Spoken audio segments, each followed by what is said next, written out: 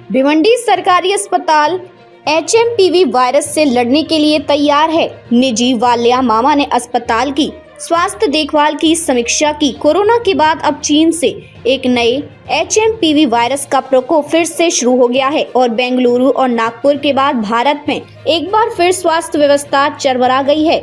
इसके लिए 5 बेड वाला एक विशेष कक्ष बनाया गया है। अस्पताल अधीक्षक डॉक्टर के मुताबिक इसके साथ ही सभी अधिकारियों और कर्मचारियों को जवाबी कार्यवाही के संबंध में एक सर्कुलर जारी किया गया है और सांस संबंधी बीमारियों का रिकॉर्ड प्रतिदिन रखने के निर्देश दिए गए हैं। माधवी पंडारे ने बताया कि यह वायरस कोविड जितना घातक नहीं है लेकिन संक्रामक है, इसलिए नागरिकों को विशेष सावधानी बरतने की जरूरत है। शासनाची उदासीनता काय माहीत नाही, परंतु याविषयी मी देखील स्वतः आता मागणी करणार आहे का हे जिल्हा रुग्णालय व्हायला हवं। असं सगळे बोलतात की नवीन 200 बेडचं मंजूर झालेलं आहे, परंतु अजूनपर्यंत तसे काय हालचाल दिसत नाही। कुठंतरी काय अटकलं असेल, का अटकले काय नाही याच्याविषयी मी सविस्तर माहिती घेईन, कारण हा सगळ्या भिवंडीवाल्यांचा जिव्हाळ्याचा विषय आहे। ॲम्ब्युलन्सबद्दल काय, कारण ॲम्ब्युलन्सचं जर नसेल तर मी स्वतः 2 ॲम्ब्युलन्स देईन या माझ्या वाढदिवसा दिवशी। मी पहिले पाहणी करतो, तो फक्त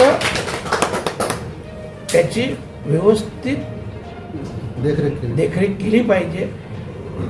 ड्रायव्हर असतील किंवा बघा मी जेव्हा देईन तर त्याच्यात फक्त त्यांनी ते काय पेट्रोल डिझेल असेल तेवढाच खर्च करायचा, बाकी भाडा आकारला जाणार नाही आणि नाममात्र शुल्क 100 रुपये असेल। कारण इथे जे ॲम्ब्युलन्सवाले आहेत जे ज्यांच्याकडून रुग्णांची लूट केली जाते ते येथील जे ड्रायव्हर आहेत त्यांना टिपून देत नाही असं पण आरोप लावला जातो आणि इथले जे वाहनं आहेत ते जवळपास 3 ते 4 वाहनं जे सडण्याच्या स्थितीमध्ये नाही। बघा हे असे काय मक्तेदारीला ठेकेदारी नाही चालणार। जे असेल प्रत्येकाने आपापल्या पद्धतीने काम करावं आणि दुसरे उद्या ॲम्ब्युलन्सवाले असते तर त्यांनीही रुग्णांना त्यांची पिळवणूक करता कामा नये। रुग्णांची ते योग्य तो मोबदला तुम्ही घ्या, पण अशा प्रकारची जबरदस्ती किंवा पिळवणूक केली जात असेल तर चुकीचं आहे आणि या गोष्टीला स्पष्टपणे मी सांगतो आम्ही तिकडनं आळा घालतो या गोष्टी। मग एक सगळ्यात महत्त्वाचा प्रश्न रुग्णालय प्रशासनाला इथे येतो की जे सगळ्या सुविधा मिळतात मात्र डॉक्टर मिळत नाही, स्टाफ मिळत नाही, त्यामुळं त्या संदर्भात आपण काय भूमिका घेतो?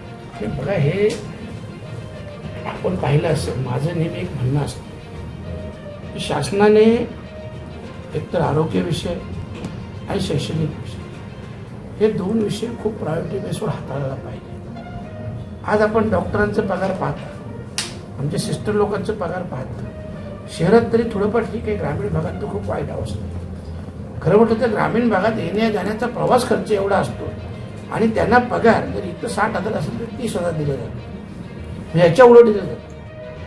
म्हणजे ह्या सगळ्या गोष्टी शासनाने एक धोरण निश्चित करायला पाहिजे। या गोष्टींना प्रायोरिटी देऊन मग हॉस्पिटल असेल, आरोग्य असेल, पोलीस यंत्रणा असेल, यांना प्रायोरिटी देऊन त्यांना त्यांच्या कामाचा योग्य मोबदला मिळाला पाहिजे आणि याच्यासाठी आपण नक्की प्रयत्न करू। नुसते प्रयत्न नाही तर मी त्याच्या गोष्टीचा पाठपुरावा देखील